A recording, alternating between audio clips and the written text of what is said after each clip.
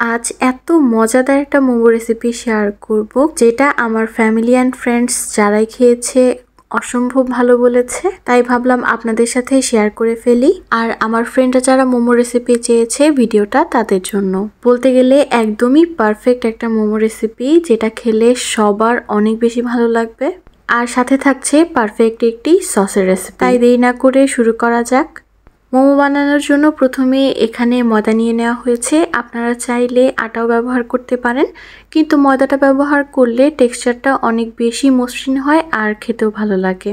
প্রথমে আমি একটি মোমোর খামি বানিয়ে নেব। এর জন্য ময়দাটা রেডি করে নিচ্ছি।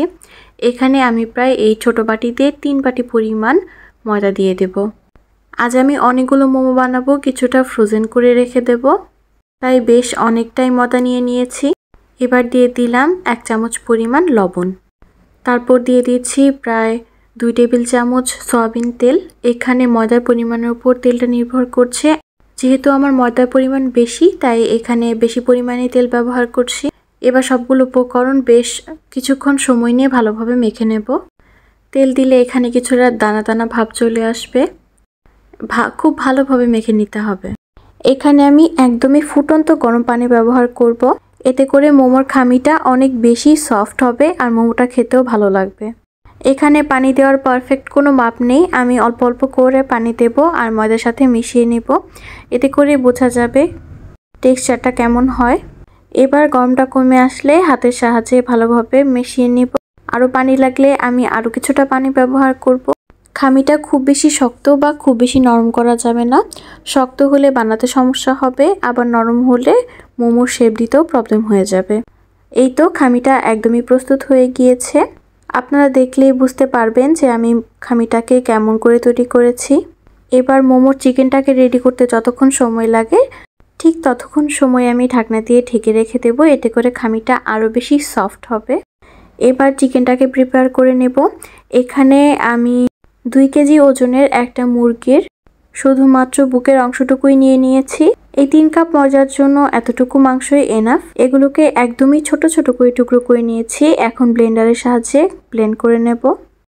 সবটুকু চিকেন একটি বাটিতে রেখে নিলাম। আমি প্রথমে এখানে কিছুটা মেল্টেড ঘি ইউজ করব।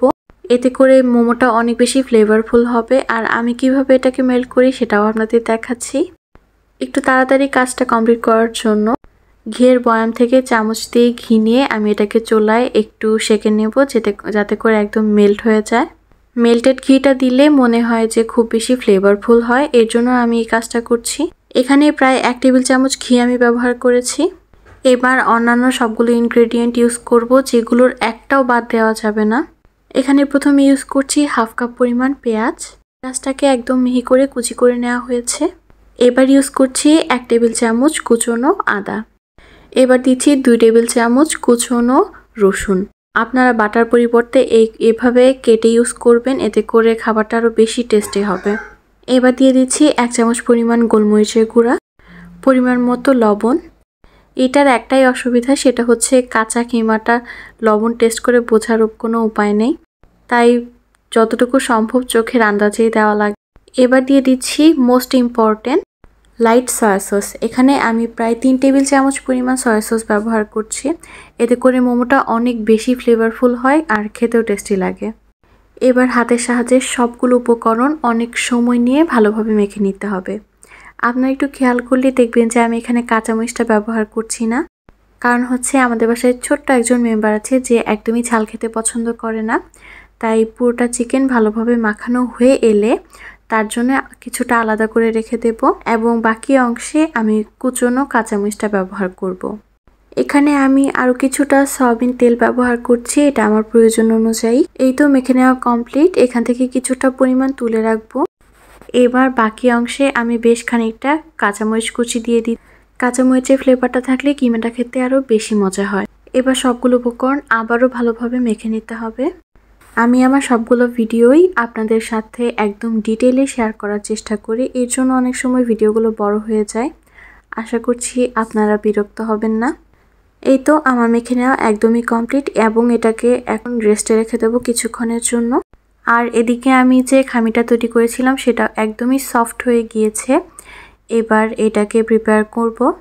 অনেকেই আছেন হাতে ছোট ছোট রুটি বেলে তারপর মোমোগুলো তৈরি করেন, কিন্তু আমি কাজটা দ্রুত কমপ্লিট করার জন্য প্রথমে অনেকগুলো বড় বড় রুটি বেলে নিই, তারপর কোনো একটা ঢাকনার সাহায্যে একই শেপ করে সবগুলো রুটি কেটে নেই, তারপর একই সাথে সবগুলো মোমো তৈরি করে নেই। এটা আমার জন্য খুব ইজি লাগে।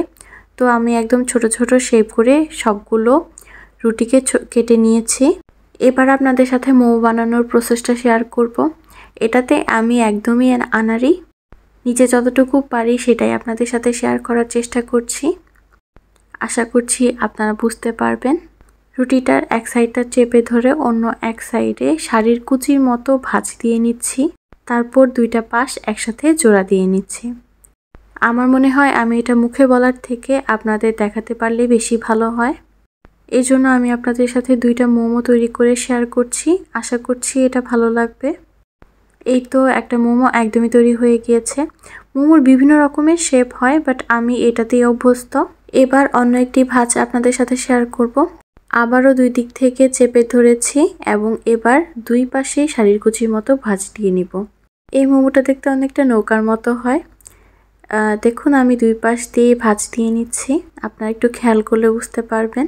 যারা একদমই বানাতে পারেন না তাদের জন্য বাজারে মোমো বানানোর সাহায্য পাওয়া যায়, আপনারা চাইলে সেটাও ইউজ করতে পারেন। এই তো আমার নৌকা মোমো একদমই তৈরি হয়ে গিয়েছে। এভাবে সবগুলো মোমো তৈরি করে নেব। তো সবগুলো ময়দা ব্যবহার করার পর আমার অনেকগুলো মোমো তৈরি হয়ে গিয়েছে। এই তো আমার টোটাল এতগুলো মোমো হয়েছে। আজ সবগুলো মোমো স্টিম করব না, বাকিগুলো ফ্রোজেন করে রাখবো, যেন আমি না থাকলেও বাসায় যারা আছে তারা বের করে স্টিম করে খেতে পারে। মোমোগুলোকে স্টিম করার জন্য প্রথমে হাঁড়িতে অনেকগুলো পানি দিয়ে দিয়েছি। এটা ফুটে আসা পর্যন্ত অপেক্ষা করতে হবে। পানিটা প্রায় ফুটতে শুরু করেছে। এবার রাইস কুকারের উপরে যে স্টিম করার পাত্রটা থাকে সেটা দিয়ে আজ আমি স্টিম করে নেব। এটাকে পাতিলের উপর ভালোভাবে বসিয়ে দিয়েছি। এবার এখানে কিছুটা তেল ব্রাশ করে নিব, যেন স্টিম করার সাথে সাথে লেগে না যায়। তেল ব্রাশ করে লেগে যাওয়ার একদমই সম্ভাবনা থাকে না, মোমোগুলো একদমই পারফেক্টলি হয়। পানিটাও একদমই ফুটতে শুরু করেছে। এবার সবগুলো মোমো আমি এখানে পর্যায়ক্রমে দিয়ে দিব। তো মোমোগুলো দিয়ে দিয়েছি। এবার একটি কাঁচের ঢাকনা দিয়ে ঢেকে দেব, যাতে করে বাহির থেকে দেখা যায়। আমি এটাকে প্রায় ঘড়ি ধরে 25 মিনিটের মতো স্টিম করব। এবার মোমোর জন্য পারফেক্ট একটা সস তৈরি পালা। এখানে আমি 2টা লেবু রস করে নিয়েছি। এবার যতটুকু লেবুর রস হয়েছে ঠিক সেই পরিমাণ আমি সয়া সস এখানে দিয়ে দেব। উপকরণ 2টা মিক্স করে এই পর্যায়ে দিয়ে দিব তিল। আমার কাছে যেহেতু সাদা তিল ছিল না, তাই আমি এখানে কালো তিলটাই ব্যবহার করেছি। তো এটাকে তৈরি করা শেষ হলে এটা সাইডে রেখে এবার তৈরি করব চিলি অয়েলটা।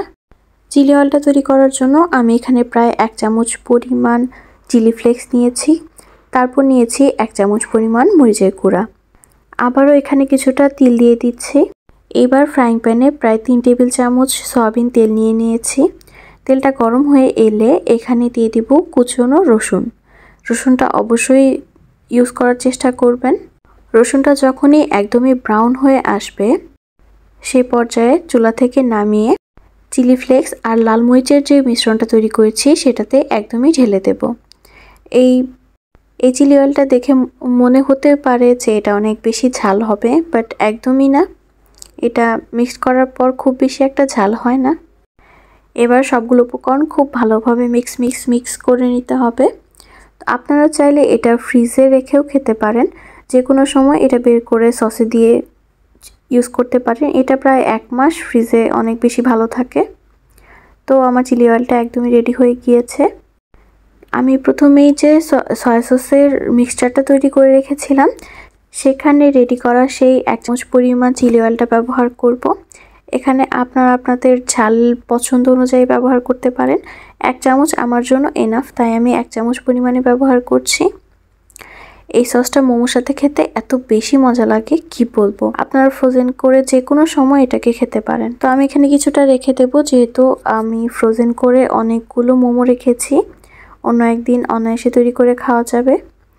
এই তো এইভাবে খুবই ইজি ওয়েতে এই মোমোর সসটা তৈরি করে ফেলা যায়। আশা করছি আপনাদের ভালো লাগবে। এই তো 25 মিনিট পরে আমার মোমোগুলো একদমই রেডি। এত সুন্দর একটা স্মেল আসছিল আর একদম প্রপারলি সবকিছু সিদ্ধ হয়ে গিয়েছে।